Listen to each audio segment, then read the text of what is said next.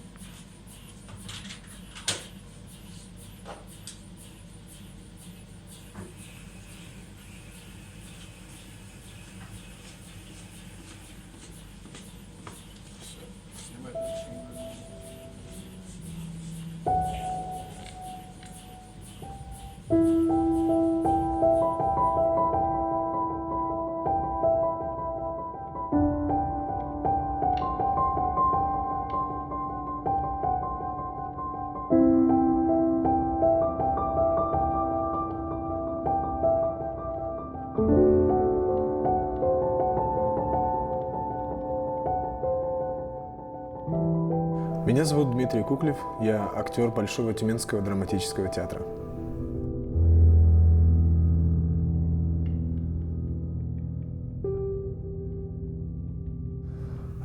Болезнь рассеянный склероз у меня нашли 4 года назад. Когда я поехал в другой город, и вроде все было нормально, я чувствовал себя отлично, сел в поезд, настроение хорошее. Ближе к ночи начались симптомы лихорадки, наверное, такие, потому что поднялась температура, внутри как будто бы все начало рваться, не знаю, даже не могу точно подобрать это слово, потому что я помню маяту. Это такое ощущение, когда ты вроде хочешь спать, но ты спать не можешь. Тебе хочется вдохнуть, а вдохнуть ты тоже не можешь. И получается как-то все вот так странно. И в таком состоянии я провел ночь. Когда я приехал в Саратов, я попытался выйти из поезда, и у меня это не особо получилось, потому что правая сторона моего тела перестала меня слушаться, а левая сторона моего тела перестала что-либо чувствовать. То есть я мог взять сумку и не чувствовать, взял я ее или не взял. А правая сторона была полностью на буксире.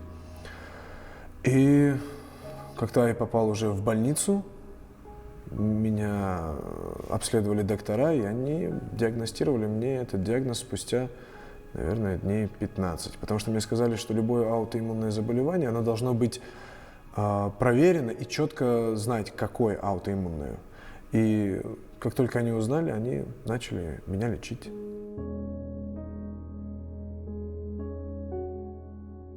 Меня зовут Стелла Анатольевна Сиверцева, я руковожу Тюменским областным центром рассеянного склероза. Дебют заболевания может быть с самых различных симптомов. Это могут быть чувствительные нарушения, это онемение, жжение, покалывание. Это могут быть двигательные нарушения, это слабость в руке, в ноге, в пальцах рук, в пальцах ног. Это может быть нарушение координации, легкая шаткость походки, это может быть головокружение, это может быть нарушение зрения чаще всего на один глаз, это может быть полисимптомный дебют, когда несколько симптомов. Поэтому болезнь по-разному может проявляться. И поэтому и просто, и сложно поставить диагноз рассеянный склероз. Врач должен тщательно провести дифференциальный диагноз, потому что это большая ответственность выставить такой серьезный диагноз молодому пациенту. Добрый день, меня зовут Степан, мне 35 лет, и я вам хочу рассказать про свою болезнь под названием рассеянный склероз. Это нужно рассказать немножечко целостно, чтобы была полностью картина, представление, что со мной происходило, чтобы поняли, какие эмоции, чувства, сомнения и страхи одолевали меня. В 2015 году у меня родился ребенок. Это был долгожданный ребенок, первый сын, первенец. К сожалению, роды у жены происходили очень трудно, и последующее лечение отнимало очень много психоэмоциональных сил, много нервов, много переживаний. Получится что-то, не получится, как это дальнейшее отразится на семью, на ребенке, на нашу жизнь.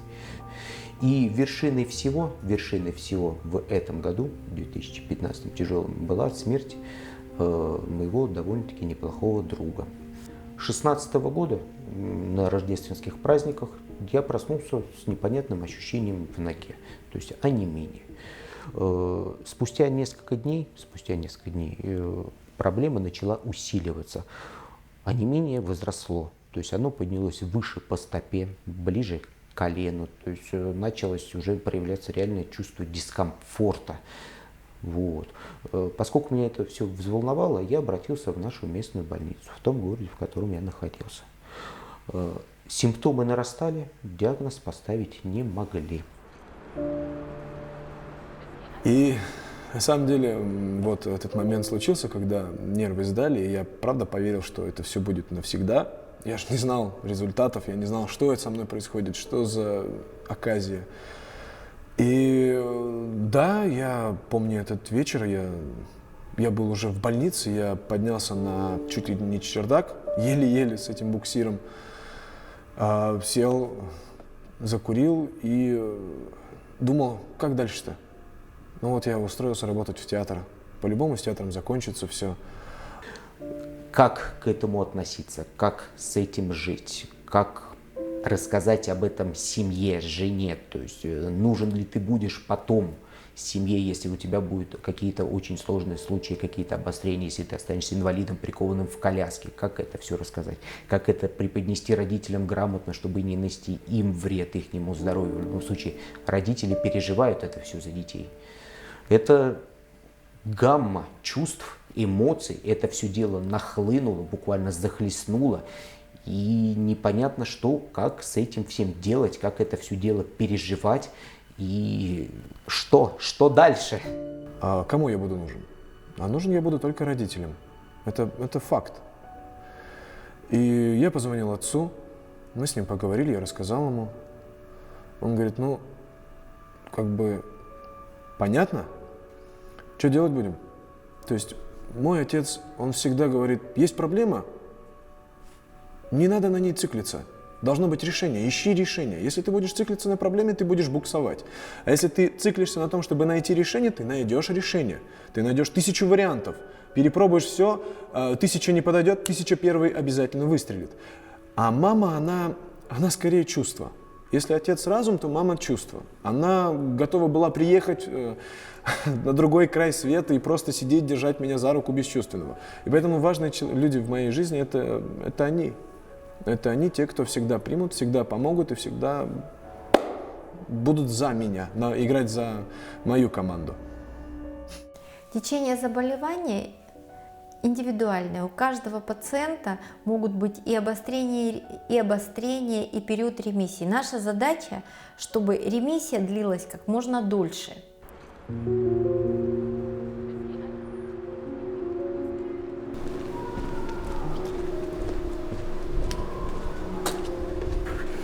Премьера готовится спектакля «Стасик играет», где я играю бульдозериста. Моя комплекция позволяет мне играть определенного рода роли, такие крепкие, коренастые, болевые. И вот сейчас некое опасение есть, что какая-нибудь ерунда-то выйдет. Потому что это же премьера, это все равно нервы, потому что зритель первый раз будет смотреть спектакль, а многие будут смотреть первый раз спектакль. И поэтому все-таки интересно, какая будет реакция, что-то такое. И к тому же это всегда публичное выступление. И поэтому такие немного нервное состояние.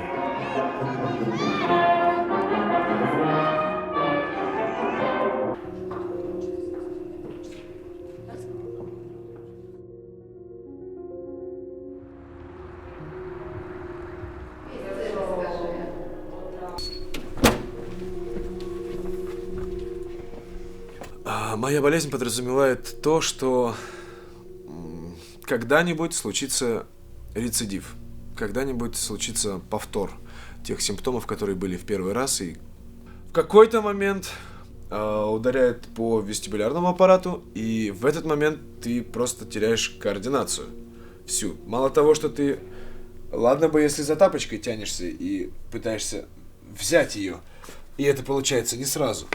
Тут вопрос еще и с телом, потому что как только ты лежал и вдруг садишься, картинка либо отстает, Либо наоборот, она пришла и начинает кружить. Вот так. И ты не можешь вообще сконцентрироваться. Ты сидишь и пытаешься поймать себя, поймать тапочки. И я вырабатывал систему, как что-либо должно действовать. Нужно сфокусироваться. Сфокусироваться на объекте. То есть ты смотришь и никуда больше не отводишь взгляда. Просто смотришь туда. И постепенно, никуда не торопясь, начинаешь все это дело одевать. Если попал на тапочку, это уже плюс. Работаем над второй. Не попал, пробуешь попасть. Как только тапочки коснулись ног, сразу начинаем работать руками.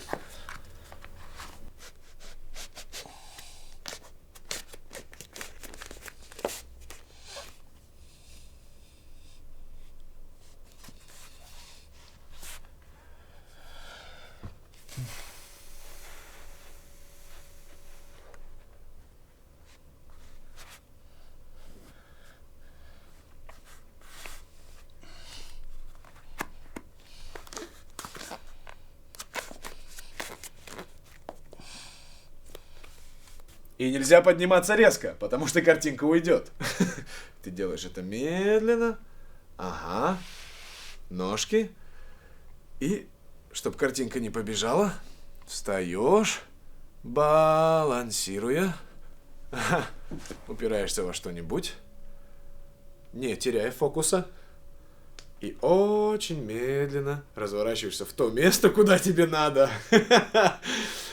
Когда идешь, никогда не контролируешь, как ты делаешь шаг, рядом, не рядом, сбоку или справа. А когда вот эта штука случается, ты четко знаешь, есть шаг. Второй, максимально стараешься вести близко к ноге. То есть об этом идет, ты об этом думаешь. Как также думаешь о том, что рука должна идти прямо, а она почему-то идет сбоку. И ты контролируешь только ее. Все остальное происходит без твоего контроля. И если взял что-то, то есть это состояние, когда ты ни на секунду не можешь расслабиться, потому что если ты расслабился, то все ушло. Ага. Все. Все происходит в таком ключе. Постоянный контроль над собой.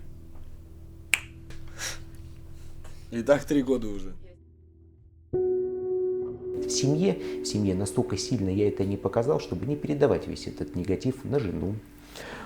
После МРТ мне сказали очень страшную вещь. У вас онкология, у вас образование в шейном отделе. И после некоторых перемещений и скитаний из одной клиники в другую я попал в Центр рассеянного склероза в городе Тюмени, где и был поставлен окончательный диагноз. Буря, буквально взрыв. С одной стороны, прошло чувство облегчения, то, что это не онкология, то, что с этим можно бороться. С другой стороны, диагноз тоже не самый приятный, он очень страшный сам по себе. Под маской каких-то других заболеваний может скрываться этот диагноз рассеянный склероз. Кажется, поставить его очень просто, но в то же время очень сложно. Нужно знать много других аутоиммунных заболеваний, сосудистых заболеваний. Семья? Да, у меня красивая жена, прекрасный ребенок, который меня в этом абсолютно полностью поддерживает, прекрасно понимает меня любят, а я люблю их. Простите за глупый вопрос, но меня очень волнует, может ли заразиться моя жена или мой ребенок от меня рассеянным склерозом. Это заболевание относится к аутоиммунным. Поэтому нет, жена ваша абсолютно находится в безопасном состоянии. Смотрите, наша задача вот сейчас госпитализации нашей связана с тем, чтобы мы определились, есть ли побочные эффекты от той терапии, которую мы вам назначили. И второй момент, мы должны определиться, насколько она эффективна. Поэтому мы запланировали вам провести МРТ-контроль с контрастированием на одном и том же аппарате, на котором мы уже проводили с вами исследование. Также вы пройдете курс обследования у офтальмолога. Посмотрят глазное дно, вызванные зрительные потенциалы, выполнят компьютерную периметрию. И я вас посмотрим неврологический статус, есть ли какие-то изменения, появились ли новые симптомы или действительно все симптомы у вас регрессировали. И при необходимости назначим вам курс симптоматической терапии И плюс назначим какие-то реабилитационные мероприятия, которые мы с вами согласуем. До выхода спектакля осталось 4 дня. На самом деле, каждый раз, когда я выхожу на премьеру, это испытание. Испытание себя, потому что боязнь публичных выступлений, ее никто не отменял. Она есть. Другой вопрос в том, умеем ли с этим справляться или не умеем. Но каждая премьера добавляет мне еще одно какое-то препятствие. То есть, если это даже страх выступлений, да? Какой бы актер, кстати, не говорил, что у него нет этого страха, он есть. Он всегда есть, он всегда будет. Его никто не отменяет. Справляемся с ним. К этому страху добавляется еще один, не страх, а скорее препятствие. Это вот моя болезнь, потому что каждый раз что-то происходит. Допустим, есть такое произведение «Доходное место» Островского. В эту премьеру я играл, не чувствуя рук. Вот до примерно локтя. А там у меня манипуляции с монетками. И то есть это очень забавно, когда надо делать так, чтобы я как будто бы с кем-то разговариваю и смотрю на него извысока, да, и это действие, оно должно происходить автоматически. Я не должен на него досмотреть. И я бросаю и просто открываю ладошку и не чувствую, упала монетка, не упала, черт ее знает. И приходится отыгрывать так, что пум, угу.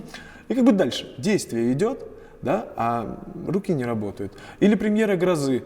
У меня не видел один глаз. Главное, как с ними жить, как их преодолевать, как к ним адаптироваться. И очень четко видно, что те пациенты, которые умеют компенсировать внутренне вот эту, не поддаваться определенным психологическим вещам, они чувствуют себя лучше неврологически, имеется жесткая связь между депрессией, хроническим психоэмоциональным стрессом и активностью этого заболевания. Вот. То есть вот такие казусы бывают, и это препятствие. Когда ты их преодолеваешь, становится даже как-то... Это здорово, я смог, я пересилил, я перешагнул это. И это как-то дарит, не знаю, уверенность в себе, что ты можешь, что ты не просто поддаешься этой болезни, ну, нет рук. Проще было сказать, ну, извините, я не могу. Давайте кого-нибудь другого введем. А тут нет. Тут ты себе сам говоришь, а ты попробуй вот так. С руками каждый дурак может, а ты без рук сыграй. И это как-то мотивирует, не знаю, помогает. Диагноз рассеянный склероз не смертельный. Это заболевание лечится. Чем раньше мы поставили диагноз, чем раньше назначили лечение, тем лучше прогноз. И если раньше считалось это инкурабельное заболевание, то сейчас оно потенциально контролируемое. Придя в центр реабилитации, я встретил таких же людей с этим же страшным диагнозом. У каждого человека свои эмоции, свое ощущение, свое видение мира. Но что больше всего меня поразило, это то, что люди не понимают до конца смысла своей болезни, не понимают, как ее нужно лечить. Они все рассчитывают на какую-то волшебную пилюлю, которую сейчас вот доктор даст, и завтра они вдруг окажутся все здоровые. Нет. От момента постановки диагноза до принятия его порой у людей проходят годы. Они не верят, они не получают лечения, они обращаются к экстрасенсам. Это неправильно, это тупиковый путь.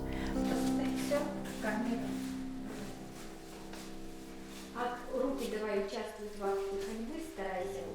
Вот, осторожно, чтобы не упала. Можешь на меня смотреть. Улыбаемся, все хорошо. Улыбаем. Заяц, стой. Так, давай. Еще идем. Молодец. Молодец.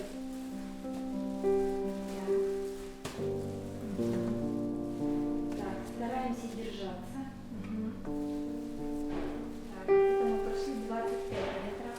Такой, видишь, это важно, потому что мы определяемся с нагрузкой, сколько ты можешь пройти без посторонней помощи. Это мы определяем и ДСС балл уже. Так, молодец, еще. Так. Молодец. Все, умничка.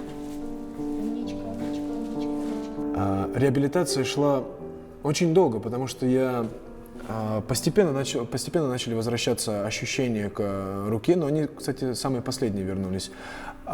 Двигательная функция. Я брал мяч, мяч и бросал его в стену. То есть от земли в стену и как бы ловить. И то есть это получалось не сразу. Дальше я знал, что надо разрабатывать мышцы. Уверенно, нормально. А руки, когда они помогают участвовать в акте ходьбы, тебе легче?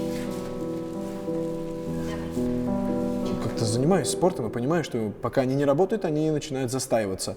И их нужно постепенно вводить в режим нагрузки. Не пользовался лифтом вообще. То есть в больнице, в которой я лежал, отделение неврологии было на 7-м этаже. Я поднимался каждый раз стабильно по лестнице. Если первый раз я одолевал весь этот лестничный пролет, не знаю, с 3-2 остановками, да, то потом я стабильно раз и ни отдышки, ничего. То есть постепенно.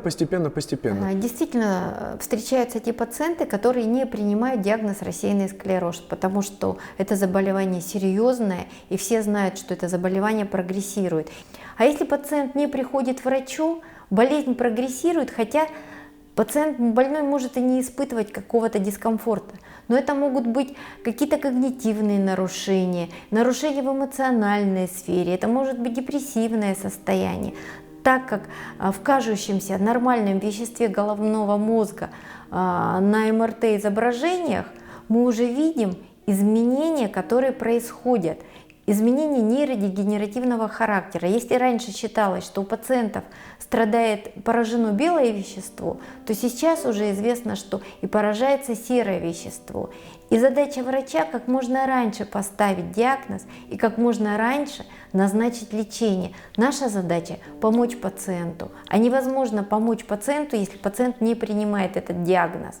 Да, он болен, но когда он приходит к врачу на прием через 5-6 лет заболевания, ну, например, вчера у меня на приеме была девушка, которая уже 10 лет болеет рассеянным склерозом. Болезнь прогрессирует. Болезнь перешла уже во вторично прогрессирующее течение. И только сейчас она согласилась с тем, что ей необходимо получать терапию.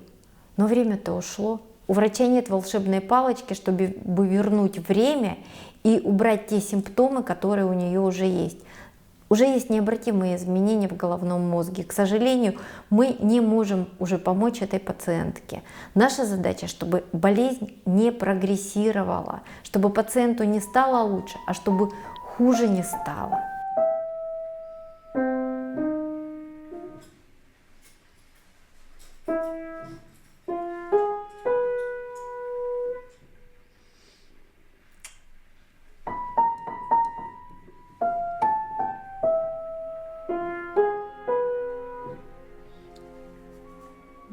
То есть я все это восстанавливал с нуля.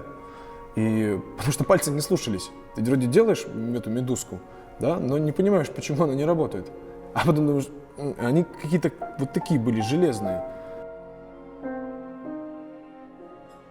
Но действительно в лечении рассеянного склероза за последние десятилетия достигнут очень существенный прогресс. Стало возможно влиять на течение заболеваний, как при многих. Когда я начинал им заниматься в 80-х годах, это был практически приговор, некурабельное заболевание, и никто из неврологов клинической иммунологии. И вот так пошло, и вот за это время действительно прогресс большой.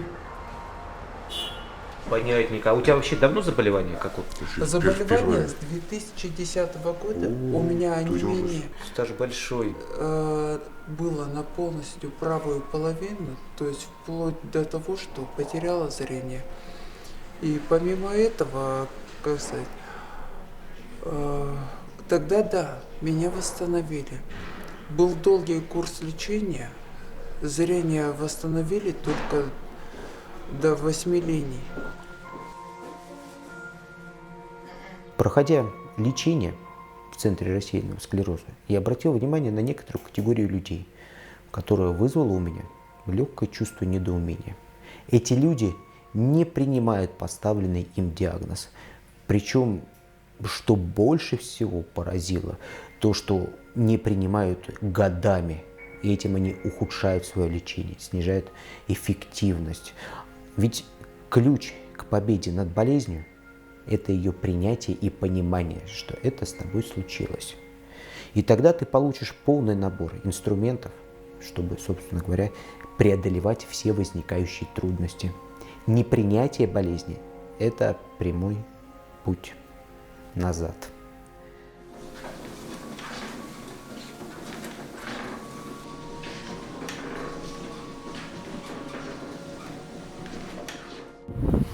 На дворе январь 2016 года, есть определенные проблемы по здоровью с бегом. Сейчас поставлена задача пробежать 500 метров. Мы будем к ней потихонечку идти. До встречи, мои дорогие. Речь не идет о диетах, как о чем-то временном. Нужно поменять всю систему питания. И это их самая большая, по моему мнению, главная ошибка. Нужно двигаться вперед, нужно развиваться, не нужно зацикливаться на своей болезни. Тело просто инструмент, который нужно использовать. От того, что этот инструмент сломался, это не значит, что его нужно выкидывать на свалку. Это значит, что тебе просто нужно научиться с ним работать немножечко по-другому. При физической нагрузке выделяются эндорфины, которые улучшают настроение. И проведены даже исследования, которые говорят о том, чем больше человек занимается физической нагрузкой адекватной, у него даже образуются ассоциативные связи, улучшается память, улучшается внимание. Поэтому физическая нагрузка нам необходима. Мы тренируем и сердечно-сосудистую систему, мы волевые функции тренируем.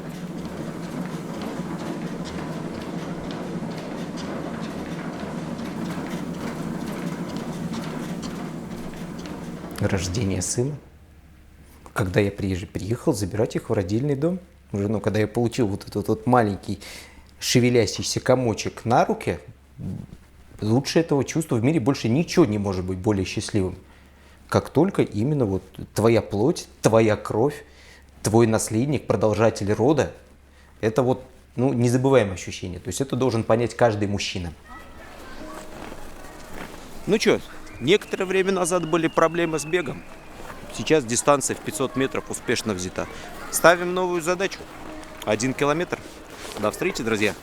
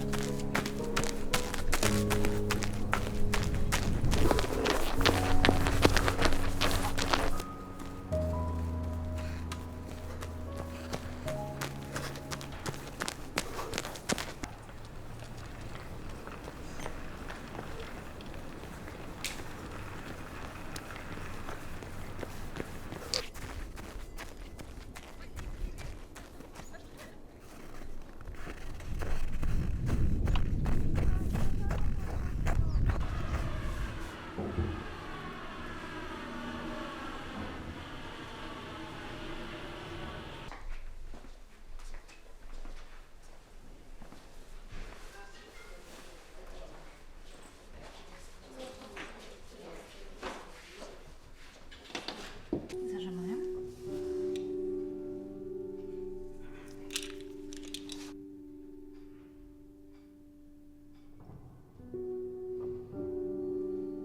Мне кажется, общество к любому больному человеку относится достаточно сложно, потому что больным тяжело. Это люди обездвиженные, это люди с какими-то физическими ограниченными возможностями, и поэтому принять заболевание очень-очень сложно.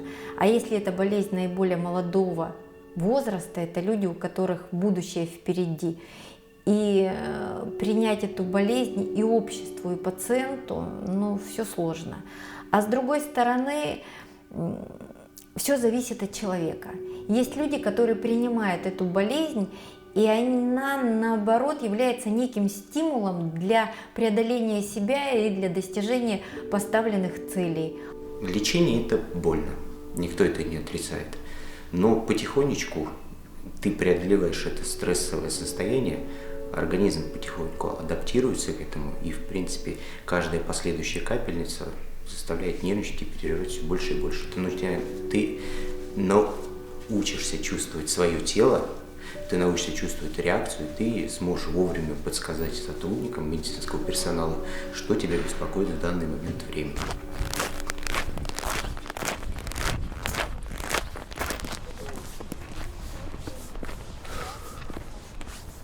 Нужно расти над собой всегда и везде. И неважно, какие на тебя будут воздействовать внешние обстоятельства. Абсолютно неважно. Самое главное – понимать для себя четко цель и четко знать, что ты до нее дойдешь.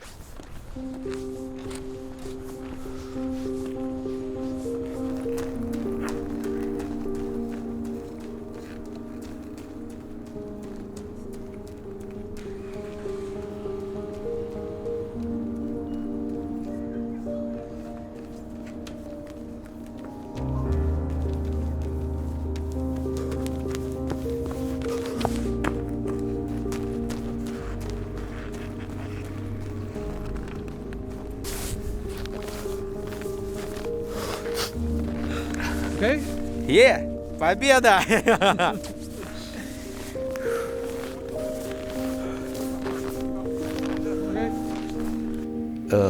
Уверенность в себе, приобретенная уверенность в себе после общения с моим лечащим врачом, после получения от нее инструментов, которыми я могу спокойно пользоваться в этой жизни.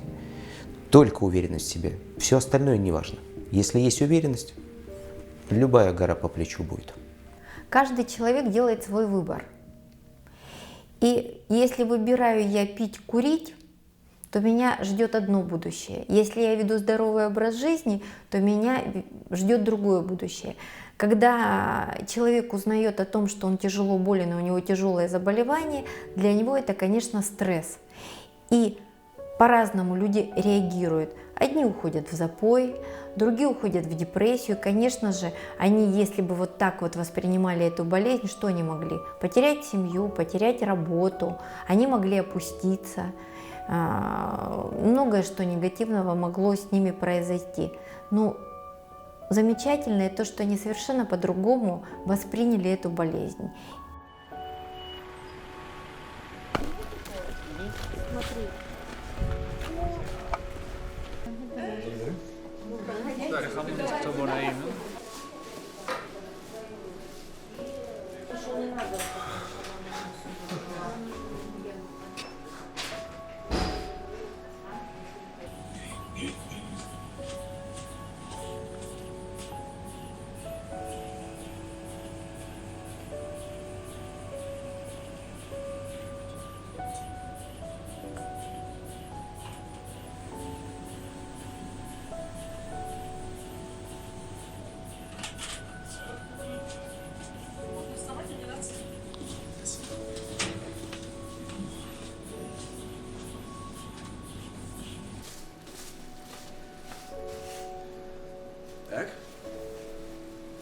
Мы пытаемся найти и находим очаги демиелинизации в головном мозге.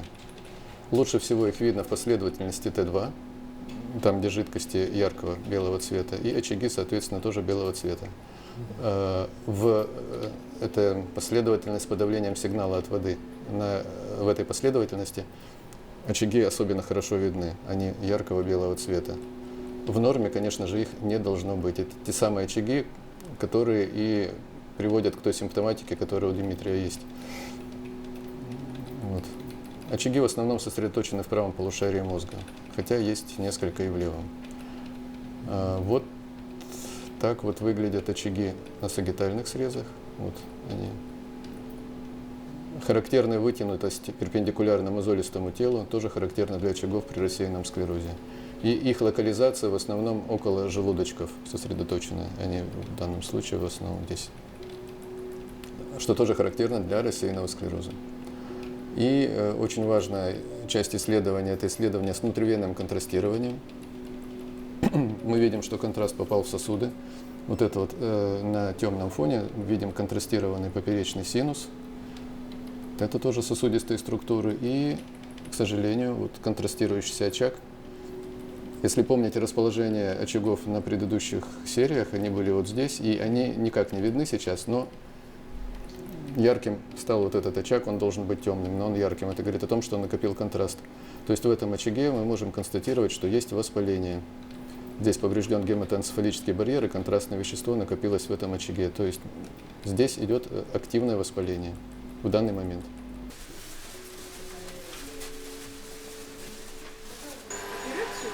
Остались там нитки, те, которые...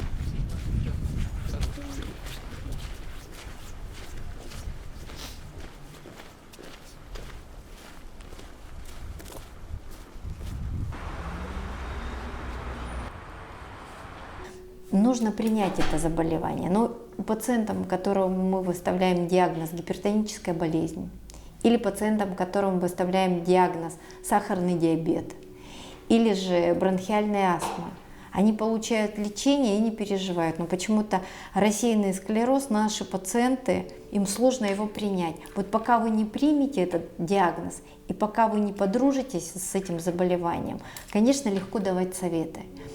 Но чем быстрее вы поймете, что у вас есть эта болезнь, тем быстрее мы сможем вам помочь.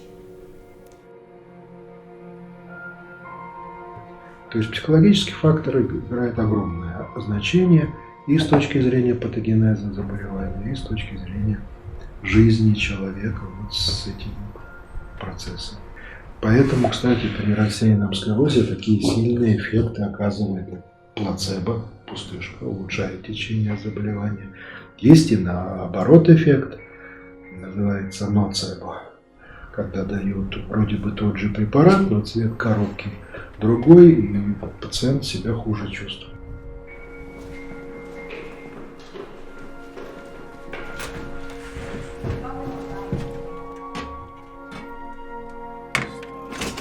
Для любого человека важна цель. Потому что это то, что заставляет тебя подниматься с кровати. Это то, что заставляет тебя жить, дышать. Нельзя просто так, по крайней мере, не знаю, мне нельзя просто так провести этот день лежа на диване. Ну вот ты лежишь и лежишь. Ну и что с этого? Ну никому не хорошо, ни плохо ты не сделал. Тебя как бы вообще нет. Это ужасное состояние. А если есть цель, то ты сразу начинаешь искать варианты ее достижения. Если ты хочешь, не знаю, заработать 1 000 000, ты просто берешь и ищешь способ. Здесь, тут вложить, тут занять, я не знаю, грубо, тут украсть, тут выручить, тут сделать и продать. Вариантов 1000. И если есть цель, она обязательно будет тебя двигать. Если цели нет, ты просто лежишь и лежишь, ты просто ешь и ешь, ты просто живешь и умираешь, и никому нет дела до этого. Да и тебе самому нет дела. А по-моему, это абсолютно скучно. Зачем тогда ты вообще появился? Чтобы просто проесть эту жизнь, проспать? По-моему, это глупо.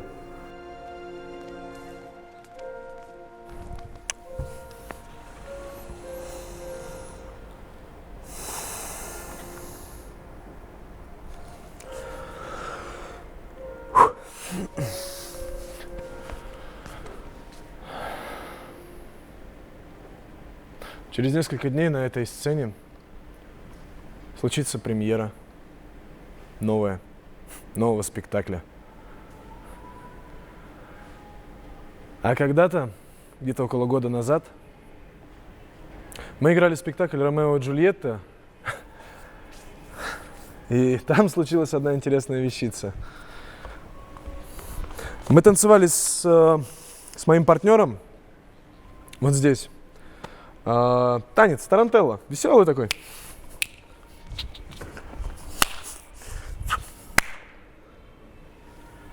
И в какой-то момент я понял, что ноги, они почему-то перестали меня слушаться, и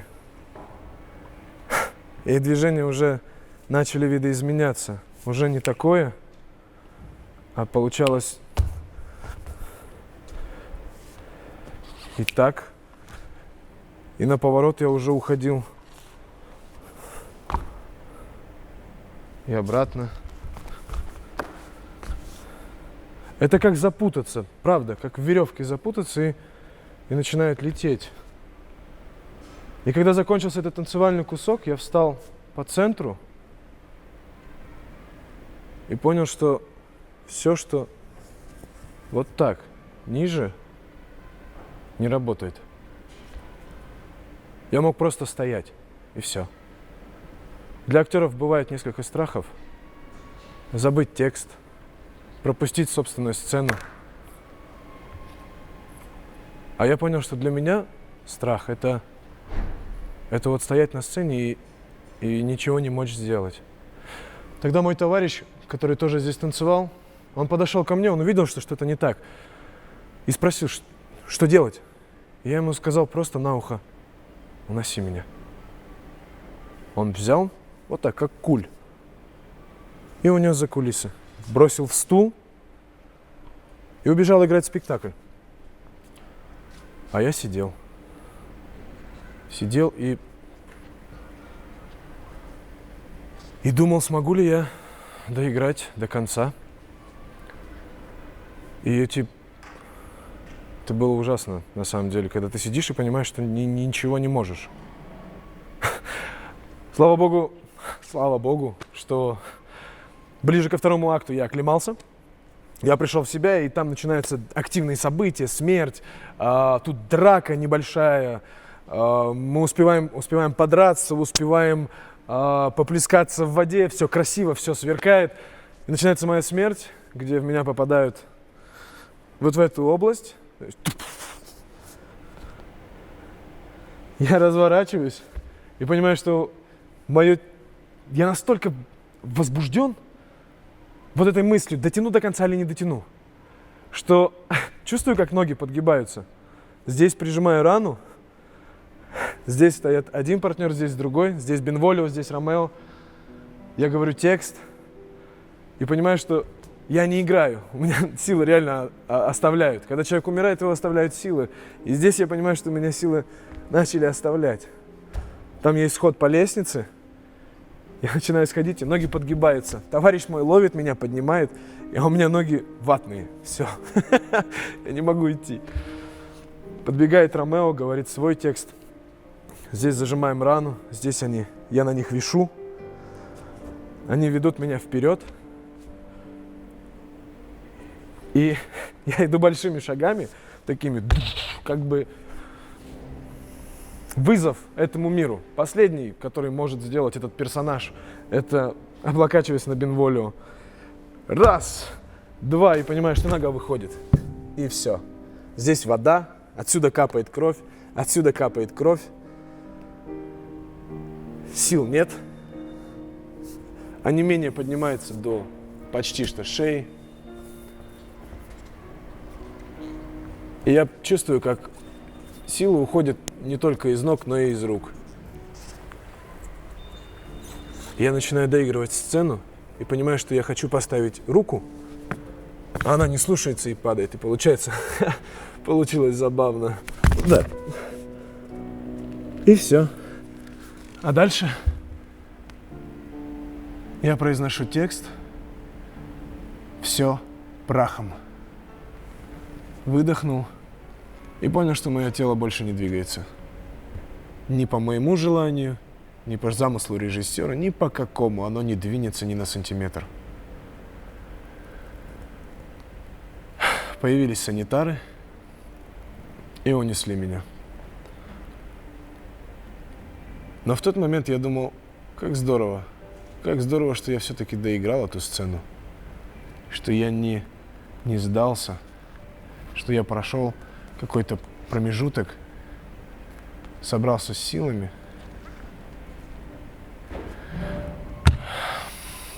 и все-таки довел это до конца.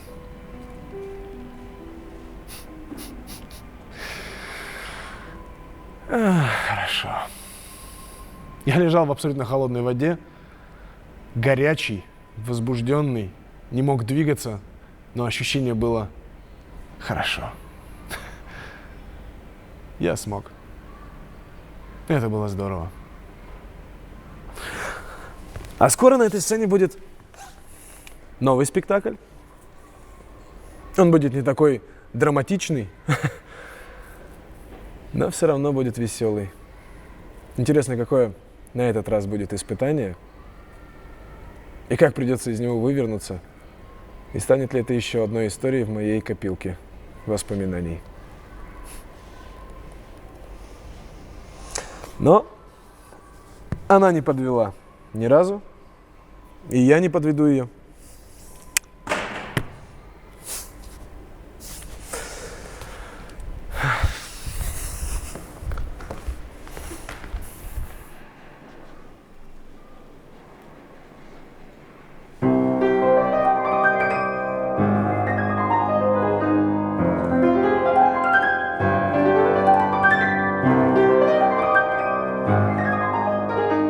Я музыкальный терапевт в областном центре рассеянного склероза. Мое имя Лилия Болеславовна Артемьева. На занятиях музыкальной терапии я помогаю пациентам справиться с диагнозом, принять его, раскрыть способности, которые в каждом человеке заложены, и, раскрыв их, идти по жизни с позитивным настроем. Все? Я думаю, что самое главное, то, что в них появляется, я вижу, как в них рождается как творчество, как потенциал, который скрыт в них. Он достается ими, открывается, как будто это они. А на самом деле-то я-то понимаю, что это музыка. Вот что делает их такими.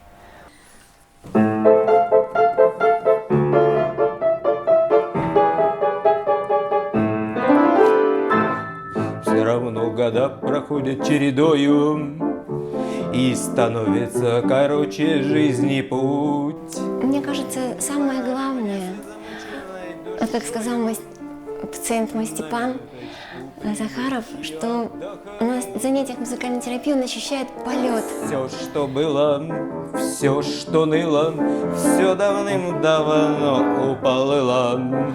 Утомились лаской губы, и натешилась душа.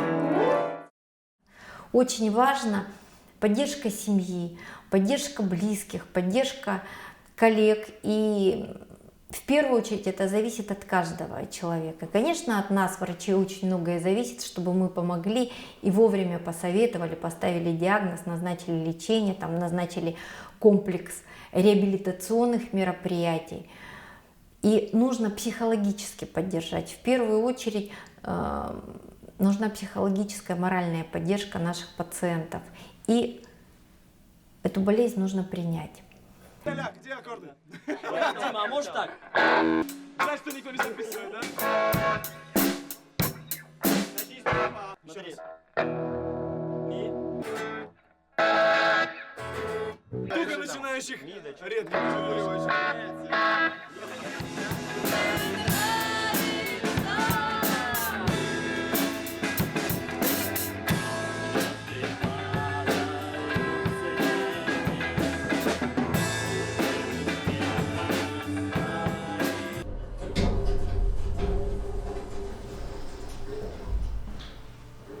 Можно с тобой поговорить? Я хотел тебя спросить, ты думал о том, чтобы уйти из профессии и заниматься чем-нибудь другим?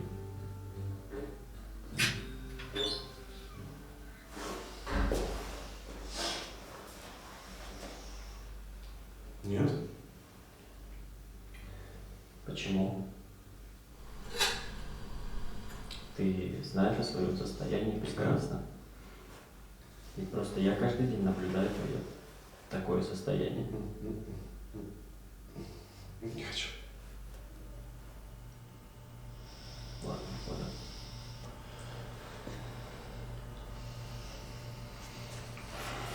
Пойдем?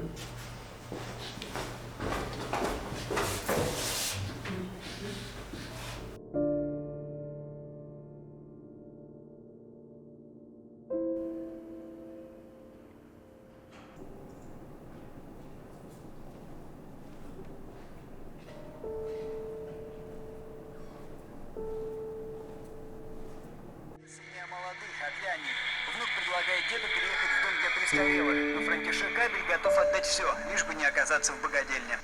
родилось чувство, мне вдруг стало так его жаль. Я вдруг думаю, что ж ты за скотина?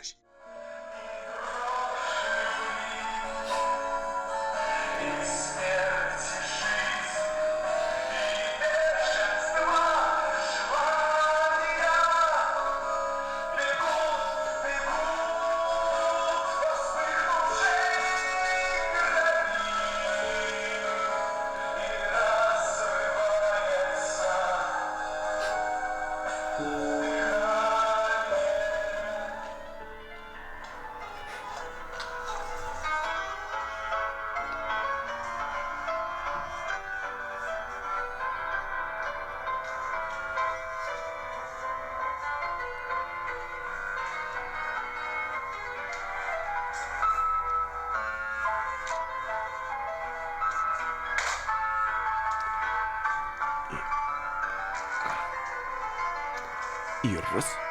Оп. Просто чистенько.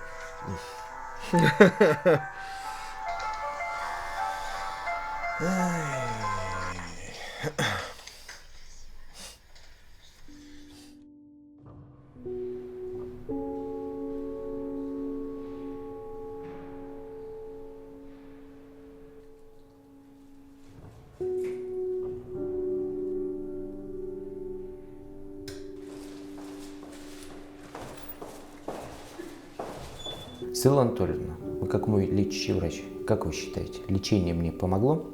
Я думаю, что да. Почему? Потому что обострений у вас не было заболевания, препарат вы получаете уже в течение года, обострений у вас не было, побочных эффектов мы не видим с вами, но еще мы повторим с вами исследование крови, посмотрим общий анализ крови, биохимию посмотрим анализ мочи, плюс мы выполним МРТ-контроль с контрастированием.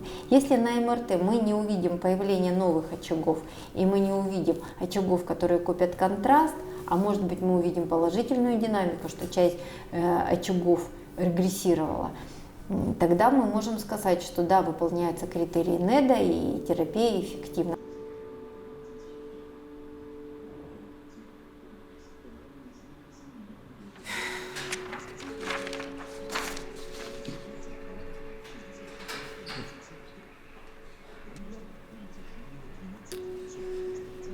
Алло?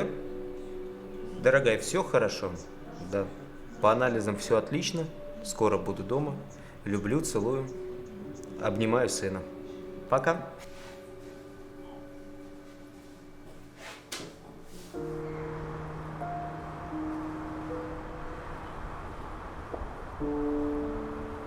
Течение любого заболевания индивидуальное.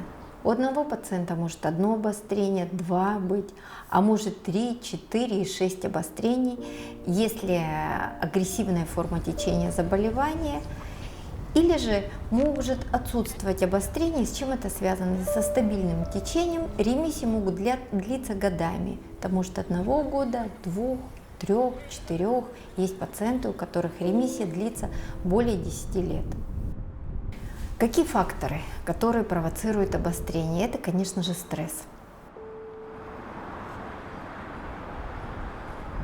Это хроническое заболевание, которое сопровождается периодами как обострений, так и ремиссий. Во время обострения могут появляться новые симптомы, и эти симптомы могут не уходить, и поэтому врач должен вовремя купировать, снять обострение, и желательно, чтобы никаких симптомов не оставалось. Меня зовут Евелина Колова, я актриса Тюменского драматического театра. Очень сложно сказать, как протекает на самом деле в какой-то определенный момент жизнь Дмитрия, потому что он никогда не транслирует людям то, что на самом деле происходит у него внутри. Он всегда улыбается, он всегда полон позитива. И иногда мне страшно на самом деле, когда я пытаюсь понять, вот, что чувствует человек, болеющий рассеянным склерозом. Мне становится страшно, правда. Он этого не показывает, в этом его сила, наверное.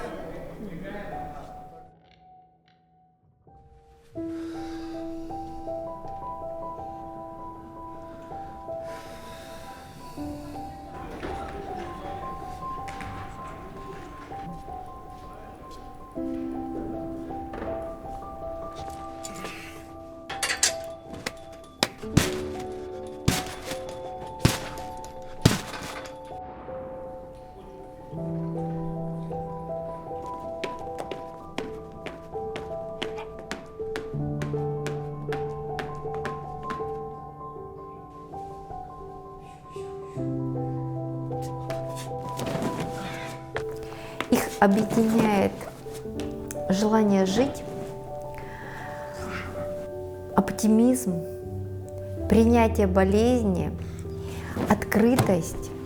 И они болезни воспринимают как препятствие для осуществления своей поставленной задачи или цели. И они понимают, что жизнь на этом не кончилась, что их ждет многое, что впереди, они ставят планы, и они готовы осуществлять их. Осторожней, молодой человек. Не споткнитесь о бульдозер. К вам? Да вроде к вам. Вы знаете, проблема ведь не только в больном, проблема еще в окружающих. Общество не готово принять больного человека с какими-то отклонениями. Это было, так есть и так будет всегда. Это все в порядке вещей. Но человек должен быть готов к этому. То, что его могут не принять, это не должно ставить перед ним трудности. Он должен научиться их преодолевать. Искать себе восстановление в музыке, в творчестве, в своем любимом занятии. Когда мне сказали товарищи, чтобы экономить себя, чтобы прожить дольше, нужно бросить театр, потому что это стресс. И чем спокойнее будет моя жизнь, тем дольше я буду жить. И альтернативы я так и не нашел. Потому что я понял, что спокойная жизнь, вот это методичное, приход из одного места в другое, там поработал, вернулся обратно, этот график меня убьет. Потому что не мое.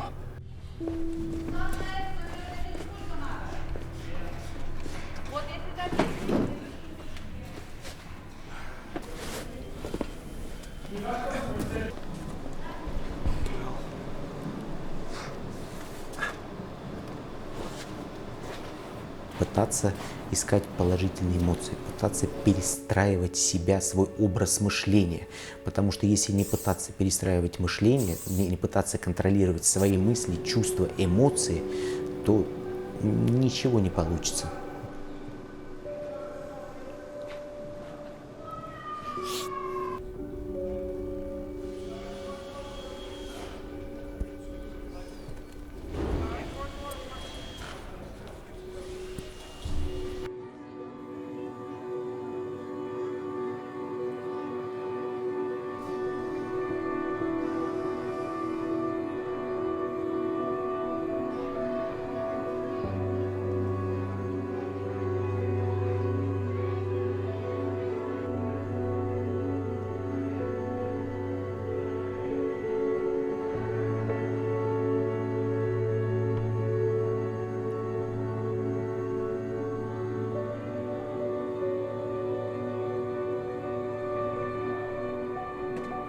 Я не представляю его в другой профессии. Мне кажется, вот он реально находится на своем месте.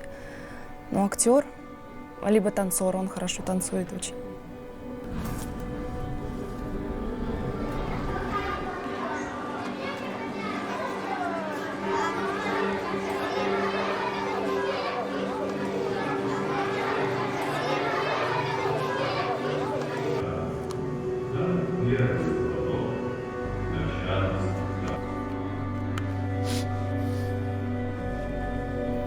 И тот контакт, который возникает между врачом и пациентом, это очень важен. А важен это на будущее, потому что врач несет ответственность за назначенное лечение, и что будет с пациентом через год, через 2, через 3, через 5 и через 10 лет.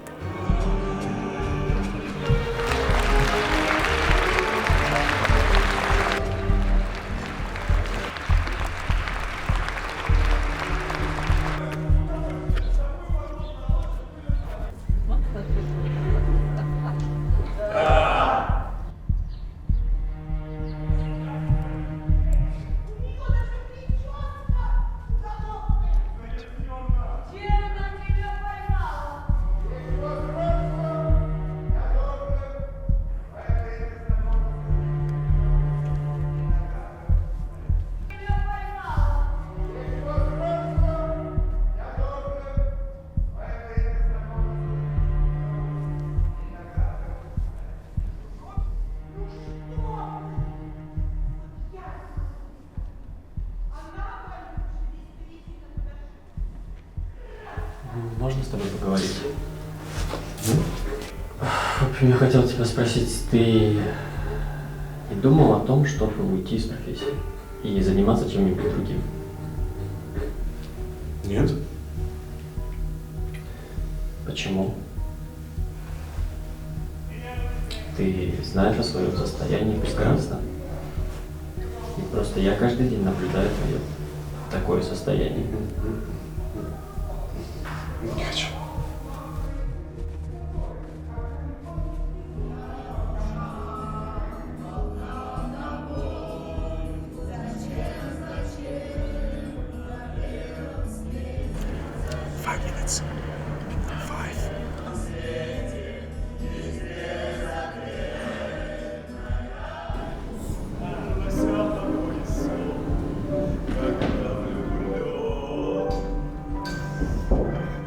Любовь нечаянно нагрянет, когда ее совсем не ждешь. И каждый вечер сразу станет удивительно хорош. И ты поешь.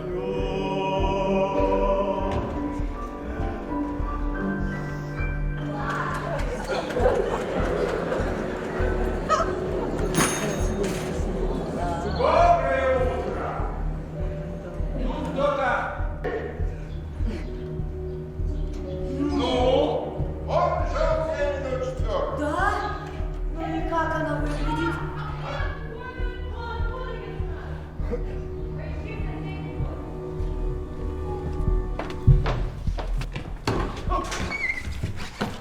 Осторожней, молодой человек! Не споткнитесь, а бульдозер! Недавно один другой так же не летел, пришлось потом гусеницу менять. Иди, играйте! Так, ну что у нас? Поймай уши надеру! Почему не отселились? Вам еще месяц назад прислали повестки. Какие повестки?